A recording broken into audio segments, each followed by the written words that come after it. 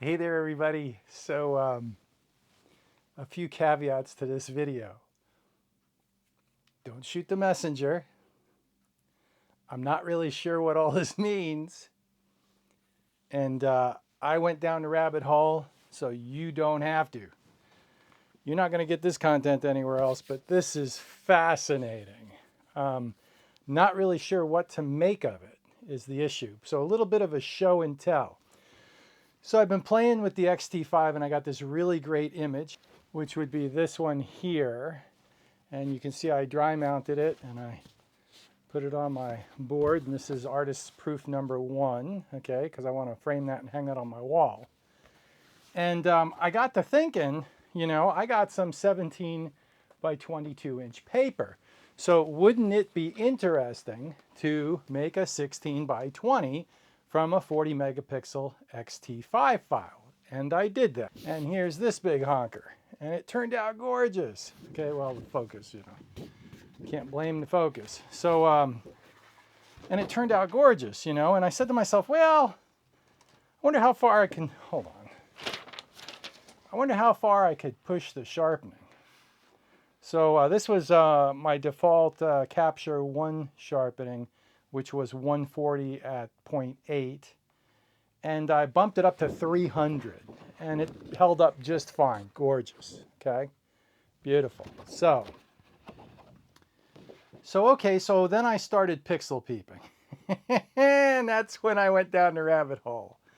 So the first thing I did, so my vision right now, in order to see this print as I would have maybe 20, this print, as I would have maybe 20 years ago, I need 1.5x cheaters, okay? It's, my vision's 20/20 from about 10 feet to infinity, but it's not under 10 feet, right? I can't close focus anymore. That's called old, getting old. And so 1.5's Bosch perfect. That's normal vision under 10 feet for me. And, you know, with my normal vision and the way most people would normally look at this print, it is 100%. Couldn't ask for more. I mean, it's great. Absolutely tack sharp. This was taken with the X-T5. I had a video about it. And this was, had a couple of videos about this. This is the one that was originally square that in black and white that I found the color in Capture 1. Okay. And my 70 to 300 at 70 millimeter, okay? And all right, so not being content with that, I went to the next level up, which is 3x, which gets me to about like yo, and I can see the fine detail, you know, like from under a foot. And then not content with that, I doubled up, right? And God knows what the magnification of this is. No, I went orange here. Stop that. You know, if that happens while you're printing, your print gets ruined. I'll show you. It happened to me. So I put 2 on and it looks stupid, but you get really close. Now I'm in the like 4-inch range, 6-inch range. And everything's really sharp. Like you can see the fine detail in the moss. So yeah, I mean, you know, we're talking, I'm getting 6 inches away from the print with more magnification than I ever had 20 years ago. You know, that would be the equivalent of me putting 3x glasses on 20 years ago. And, or something like that, whatever. The point is viewing super fine detail at like 6 inches away from the print, it's sharp, okay? So I said to myself, well, you know, I wonder how that compares to the Sony A7R4, A7R5. They both have the same sensors in them, so everybody's saying that the image quality is it's the same sensor. So you make that what you will. It's the same resolution. It's 61.5, 62 megapixels. Okay. So how does the X-T5 APS-C 40 megapixel compare? You know, and just for kicks and giggles, and this isn't scientific, and this was just for my edification, and it just applies to me, but I thought you might find it interesting. I printed out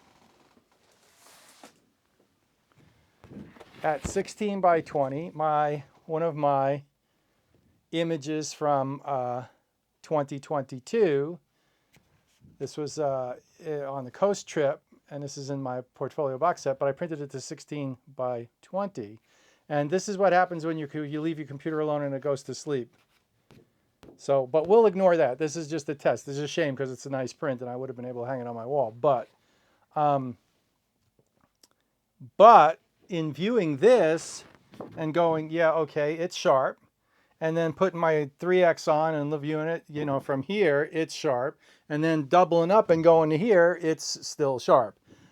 And the conclusion, it's okay, so this is not scientific at all. They're not taken at the same time with the, you know, they can't be taken with the same lenses because one's a Fuji and one's a Sony. This was A7R4 with the 24-70 Zeiss lens. And just from this, okay, and so what do we got? Where are we? Okay, where we're at is my Fuji kit is about equal to my Sony A7R4 kit in terms of the A7R4 with the 24-70 and the Fuji with the 70-300. They're producing about equivalent results. So you know, so the point that from doing they're in terms of resolution, in terms of color, the Sony suck. Okay, now that can be dialed in, but it really was hammered home to me in the sense that when I was looking at the Fuji, the Sony files in Capture One that I haven't looked at for a while, their colors are terrible. So, and they all need to be tweaked to be like usable. This is actually kind of yellow, but whatever. So, so you don't realize how bad they are until you start seeing the Fuji, you're getting used to the Fuji files. But I'm not here to bash Sony. You know, that is totally correctable in Capture One if you want to put the work in. Remember that Fuji file, which is perfectly to my taste. I mean, some people might think this is better than the Fuji file. Color is subjective. So, but I prefer the Fuji colors, and straight out of camera, the Fuji colors are stunning to me, where the Sony colors need work. Now, they say the A7R5, Sony has improved their color science. Okay. So, so where are we at? So for me, okay, the 60 megapixel Sony produces about the same quality as the 40 megapixel Fuji. And I find that interesting. Now, you know, what's really interesting in my mind, taking that a step further and just speculating, the 40 megapixel APS-C is equivalent to a 90 megapixel full frame sensor. And so what you lose in the APS-C, you're gaining in the higher megapixel, you know, the density, pixel density. So yeah, I could see where they would even out. Like I kind of sort of in a weird way, it kind of makes sense to me. But the bottom line is if you're shooting a Sony and you don't want to pay, you know, big money for those lenses and whatever, get a Fuji X-T5 or XH2. You'll get about the same results. Okay. But here's where things get really weird. Okay.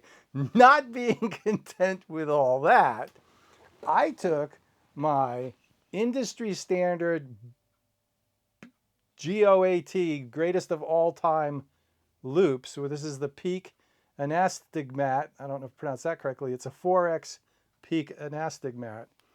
Put this down, lit it from the side, and looked at the print, and it was a smudgy mess. Okay. Did the same thing with the Fuji print, and it was a smudgy mess. And I said to myself, okay, I think what I'm getting at with this is the printer resolution. Okay, that's as good as the printer gets, right? Okay, hold on. This is where it really gets weird.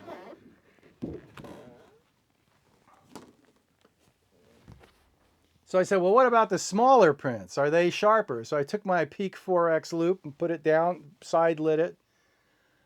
And the 8x10 is a smudgy mess. And so I took my, I took the same print size for the Sony and it was a smudgy mess. And I'm like, okay, well, you know, this Peak loop is showing me printer resolution.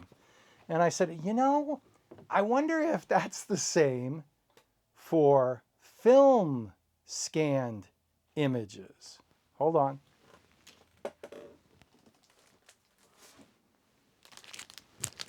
So here's a print from Pentax 6.7 that I did in the 1990s. This was a 90 millimeter lens on the Pentax 6.7. And I think it's a Kodak T-Max 100. Okay. Yeah, 1996, because they don't allow you in here anymore after, this is the Bonneville Dam. They don't allow you in there anymore after 9/11. And so this is a scanned on my Epson V850 scanner, T-Max 100 negative, taken with a Pentax 6.7 on a 90 millimeter lens, and I cropped it square, okay? Okay, so same printer, okay? Take my 4X loop, put it up there, side light it. It's sharp. No smudgy mess. I'm still trying to understand that, okay? I mean, it's a little, it's not that sharp, but it's not a smudgy mess. I mean, there's definition. It looks like an 8x10 print from 400, like from Tri-X. Okay, there's a little bit of grain. Okay, all right, you got that? But that's printing digitally, scanned on Epson V850, printed digitally. Okay, and it's sharp at 4X. And now things get even weirder. This is a print I made in the darkroom, and this is on Ilford Gallery fiber base from a 4x5 negative. All right, and it's dry mounted. And you take this loop and you put this up there and you side light it, and it is absolutely tack sharp.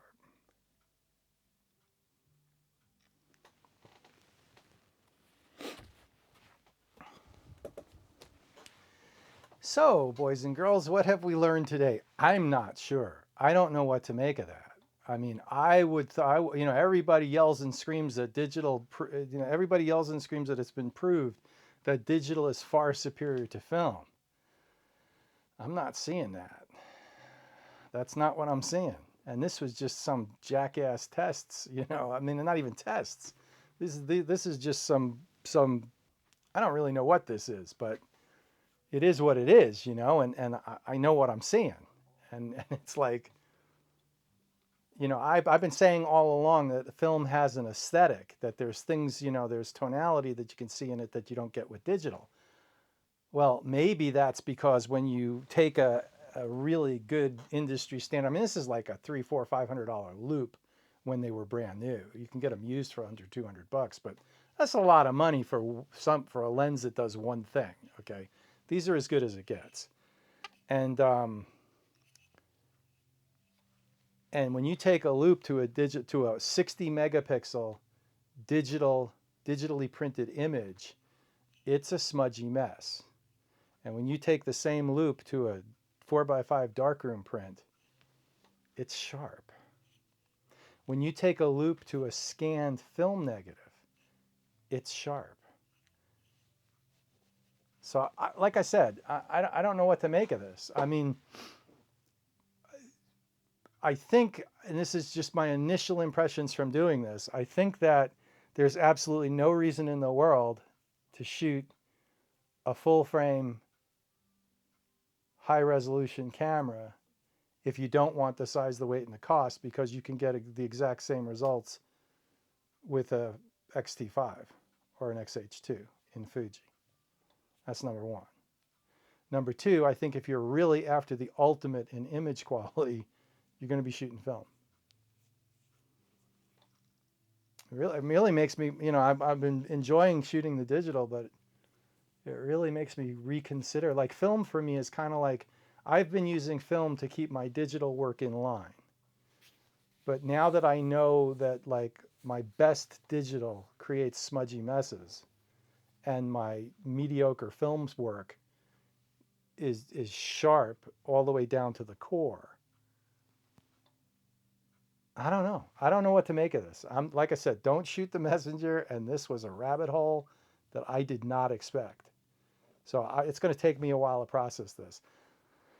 So there's the cat amongst the pigeons. Talk amongst yourselves. I appreciate any input or viewpoints, but you know, for ultimate image quality, there's no question in my mind from what I've seen.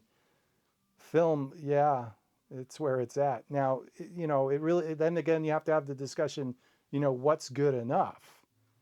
You know, I get that. But if you really want to know that inside your engine is clean, you're going to be shooting film. I don't know. I don't know what to make of this. But this was fascinating to me. I thought you guys might enjoy that. All right, like, subscribe, hit the bell for notifications. You're not going to get this content anywhere else. We'll see you out there. Have a good one. Bye.